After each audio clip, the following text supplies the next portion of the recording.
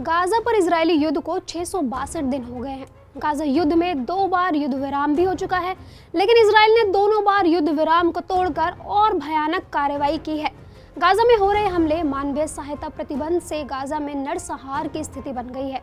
तमाम अंतर्राष्ट्रीय संगठनों और देशों के विरोध के बाद भी इजराइल के हमले रुकने का नाम तक नहीं ले रहे हैं और गाजा में इन हमलों में कम से कम 59,821 फिलिस्तीनियों की मौत की पुष्टि हो चुकी है। दरअसल अल जजीरा की ओर से 27 जुलाई को पब्लिश की गई एक रिपोर्ट में गाजा में हुई हताहतों और उनके कारणों के बारे में जानकारी दी गई है।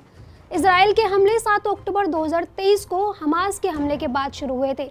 हमास के हमले में करीब 1200 इजरायलियों की मौत हुई थी और लगभग 250 लोगों को हमास के लड़ाके बंधक बनाकर गाजा ले गए थे। बंधकों की रिहाई और हमास के खात्मे नाम से अब तक इजराइल गाजा में करीब 60,000 लोगों को मार चुका है, जिसमें महिलाओं और बच्चे बड़ी तादाद में शामिल हैं।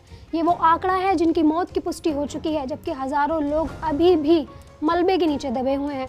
इजराइल ने मार्च में सीज फायर तोड़ने के बाद गाजा के अंदर मानवीय सहायता पहुंचाने पर भी प्रतिबंध लगा दिया है, जिसकी वजह से अब तक 133 से ज्यादा लोगों की मौत भूख की वजह से हुई है, जिनमें 87 बच्चे शामिल हैं। 18 मार्च को इजराइल ने सीज फायर तोड़ते हुए गाजा पर फिर से हमले शुरू कर दिए थे, जिसके बाद से अब तक कम से कम 8,657 लोग मारे गए हैं। साथ ही लगभग 1,000 लोगों की मौत मलबे के नीचे से निकलने के बाद हुई या उन्हें मलबे से मृत अवस्था में निकाला गया। ऐसा नहीं है कि फिलिस्तीनियों की मौत का सिलसिला सीज फायर के दौरान रुक गया हो। सीज फायर के दौरान 19 जनवरी 17 मार्च 2025 तक कम से कम 170 लोगों की मौत हुई है। अतिरिक्त रूप से 2,200 लोग घायल होने या मलबे में दबने से मारे गए हैं।